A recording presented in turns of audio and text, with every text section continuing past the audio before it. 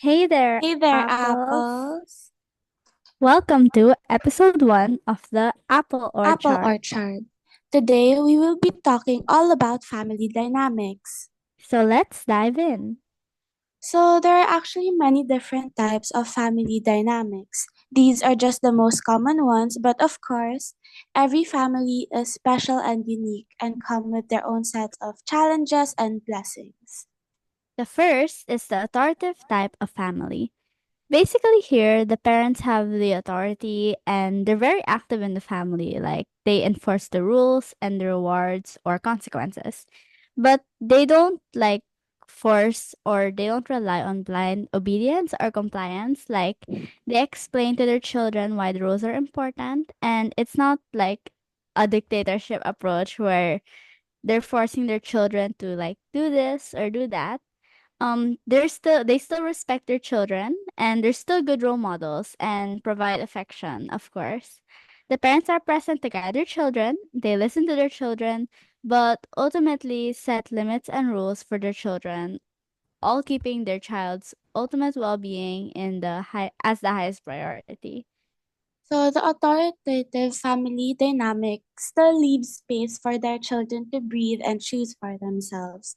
But the authoritarian approach is more strict and controlling. So, think of like the most common Asian parent stereotype that you see on social media, where they completely plan everything for their children from their breakfast to their career. So, basically, they don't allow their children to deviate from their master plan. So this dynamic is more on blind obedience and compliance. And this dynamic tends to lower affection, love, and support in children. The third is the uninvolved type of family dynamic, which sounds exactly how it is. It's like being roommates with your family. Like your parents are people who put food on the table, but you don't see them very often. Or if you do, you just see them in passing.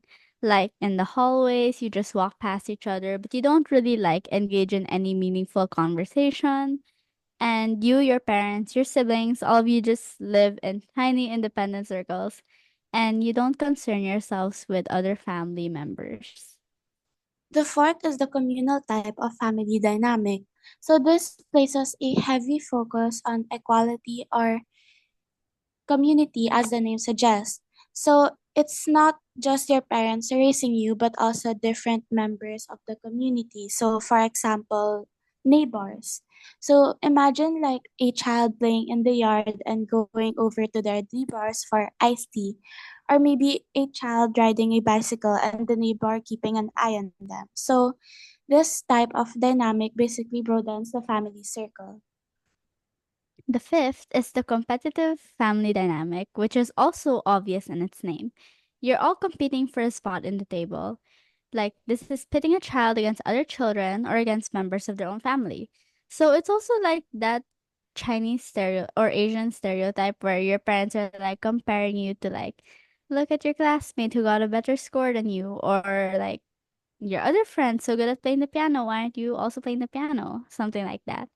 It would lead to that child not feeling good enough or feeling insecure or resent their parents or siblings or whoever they're pitted against. The sixth and final one is the alliance based family dynamic. So, this is one wherein different members of the family, the siblings, for example, may create an alliance within the family to get each other out of tough situations or to cover for each other's back. So, kampihan, ganon. Our two siblings in the family may create an alliance to make the third sibling appear worse. Hay nako, kawawa talaga mga bunso or to have the third sibling always be the one to blame. So this is tricky as it can create rifts in the family or don't foster the idea of a family as a whole unit. This also leaves room for, of course, many betrayals and backstabbing. So every day is more on like AK drama in this family. Of course, it all depends on what each and every child needs. Question. So which of the family dynamic does yours fit into? Be honest. And if it doesn't, make your own. So, for me, probably it's a mix between authoritative and um authoritative and maybe a little bit competitive because I have a brother and sometimes my parents compare him to me, like, because he's not really inclined academically. So sometimes my parents like say na, "Oh, look at your sister. Like she's getting high grades. She's studying." So I mean, I don't know how he feels, but probably he doesn't like. If I were him, I'd be like, annoyed. Like I'd be kind of annoyed and stuff. So there's a bit of a competition, but overall, I feel like it's my family's healthy naman. Like there's no like any trauma or something. Like we all communicate and we all like spend time with each other. So overall, happy and healthy. So yeah. How about you, Gabby? Oh, okay. I think for me, it's more on a mix of authoritative and alliance based. So I actually have two older siblings. So I think that's why my family is a bit more, like they want to keep us safe since we're girls and the world we live in is a bit scary. So Oh they yeah. don't really like kulong us. They still give us the freedom to go out with friends and all, but of course we do have our limits. For the alliance type naman, syempre I'm the bunso. So, minsan my sisters would tease me and stuff. So nagiging butt of the joke ako. Pero, they don't take it too far naman. And I think it's really, like bonding lang. Oh yeah, like the going out with your friends. I have some friends kasi that are like their parents don't allow them to go out at all. Like only during school hours they can hang out. So it makes me feel grateful now my parents aren't like that strict and they also allow me to go out. So yeah, now that we've tackled the different kinds of family dynamics, let's tackle what being a red flag and a green flag means and how these kind of family dynamics affect the color of your flag in more ways than one. Just because we're in DLSU doesn't mean we're all green flags.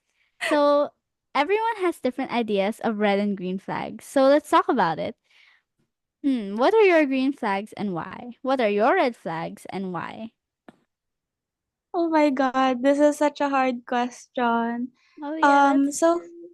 so far what I've thought about for my red flag is I think especially like through online, if the person did something or I'm not in the mood, I wouldn't reply right away because it's more like I don't want them to interpret my chats in the wrong way because of course it's kind of hard to, see the tone of the speaker Oh sometimes. yeah, that's true. Like the capital letters or like The texting rules. Like, period. yeah, the period. Like you have to add emojis so they think you're just joking. How about you? What do you think your green flags or red flags are? My green flags, let's start with like the positive. So my green flags are probably like respects my space and isn't too like controlling. Like I get annoyed when yeah, like what you said, like when there are people who like text me a lot then they got offended when I don't text back immediately. So it's like because nowadays we're so connected that like sometimes you expect people now when you text them it's like instant reply. But I kind of reply slow or sometimes so it kind of annoys me when there are people who like expect or get annoyed when I don't text back instantly. So I guess those are my red and green flags. And maybe I mean it's not that we all want someone who's just in our corner, like they're supporting us, even if they're not there. We still know that they've got our backs. So I guess that's also one of my green flags. So someone who supports me. Do you have any Thank you. more green or Um, red flags, Gabby? so far I can't think of any on the spot. Maybe on episode 2 we can give more of that. So it's important to take care of yourself first in relationships and friendships. So know yourself. There's actually a saying that goes, and my mom is really fond of using this quote: you deserve what you tolerate. You've heard of this, everyone, but you guys are so worth it. So, if you're unhappy in any relationship or friendship, you can either change it or leave. So, we will read your stories on the next episode. Yes. And wait, on an additional note, Gabby, do you have any ideas on like what makes a person red or green flag based on what we've talked about?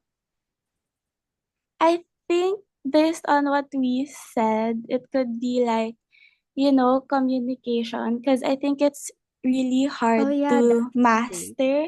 So it could lead to like a lot of misunderstandings and fights that, could have been prevented if handled properly. Yeah. So, yeah, it really does all boil down to how our family handle things. So then that becomes how we handle things. So it's like our family dynamics, as we mentioned, that really affect us as we grow up. How our family treated us, resolved conflicts, interacted with us, spent time with us. All of it impacts us more than we think. A family that avoids conflict and pretends there's no issue, even when there is, will have a child think that's how they should handle conflict.